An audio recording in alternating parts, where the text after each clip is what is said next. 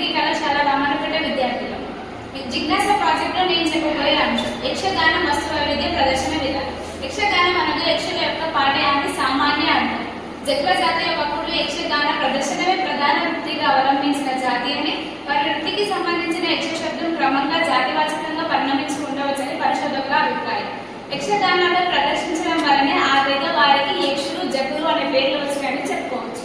మిగతా విషయాన్ని నా స్నేహితురాలు గౌతమి తెలియజేస్తుంది. ధన్యవాదాలు ప్రణత.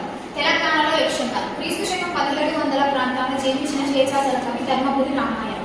రాకాక శ్రీరామ కవి ఆధ్యాత్మ రామాయణం గమనించినంతలో తెలంగాణ ప్రాంతంలోని మొదటి యక్షగానం అని చెప్పవచ్చు. తెలంగాణ ప్రాంతానికి చెందిన శర్విరాల బాగయ్య కవి యక్షగాన కవులు సుప్రసిద్ధుడు. ఈయన 34 యక్షగానాలను రాసి తెలంగాణ యక్షగాన పితామహుడిగా ప్రసిద్ధిగాంచారు.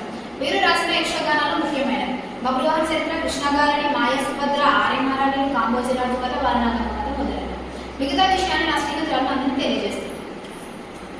ధన్యవాదాలు.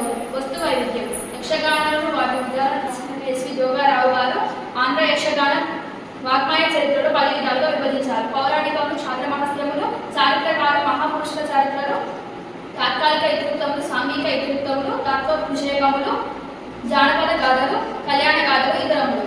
పైవాటిని స్థూలంగా గమనించినట్లయితే పౌరాణికాలు, చారిత్రకాలు, జానపదాలు, సాంఘికాలు, కల్పితాలు అనే 5 విధాలైన ఇతివృత్తాలతో కూడిన యక్షగానాలు స్పష్టంగా కనిపిస్తాయి. మిగతా విషయాలు నా స్నేహితురాలు శిరీష తెలియజేస్తుంది.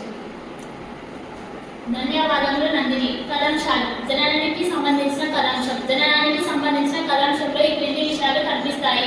బాలనాగమ్మ కథలో, కాంబోజరాజు కథలో ఈ కళాంశం స్పష్టంగా కనబడుతుంది. ఒక మునీంద్రుడు ఇచ్చిన ఫలం ద్వారా లేదా నాగేంద్రుని అనుగ్రహం ద్వారా సంతానం పొందడం జరుగుతుంది. యక్షగాన కథలో ఎందుకు గర్భకాలం మొదట 9 నెలలకు కాకుండా 9 గడియలకే పరిమితం అవుతుంది.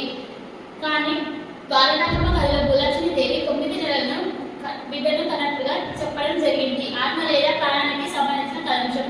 ఒక వ్యక్తి తాను బతికి ఉండగానే తన ఆత్మను లేదా ప్రాణాన్ని తన శరీరానికి బయట 7 గోళ్ళల్లో 7 తుమ్మెదలు తిరుగుతూ ఉంటాయని, ఆ 7 తుమ్మెదలు పట్టి తెచ్చి మైరావణుని ముందు తలుపు వేసి వెంటనే వెళ్ళి శేఖ స్నానం చేసి తిరిగి వచ్చినట్లయితే మైరావణుడు సరిపోగును. మిగతా విషయాలు నా స్నేహితురాలు మమత తెలియజేస్తుంది.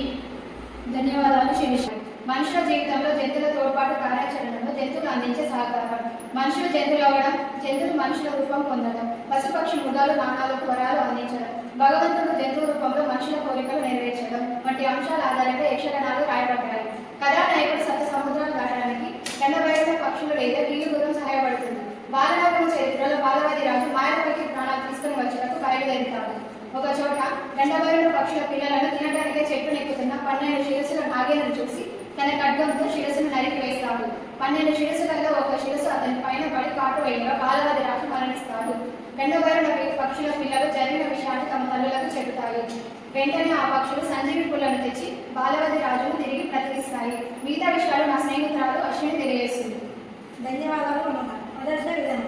మొదటిగా రాత్రిపూట కాగా రాత్రి భోజనం తర్వాత 9-10 గంటల మధ్య యక్షగాన ప్రయత్నం ప్రారంభిస్తారు. తెర నుండి బయటికి వచ్చిన తర్వాత వరుసగా ఆయా పాత్రలు ప్రేక్షకులు పరిచయ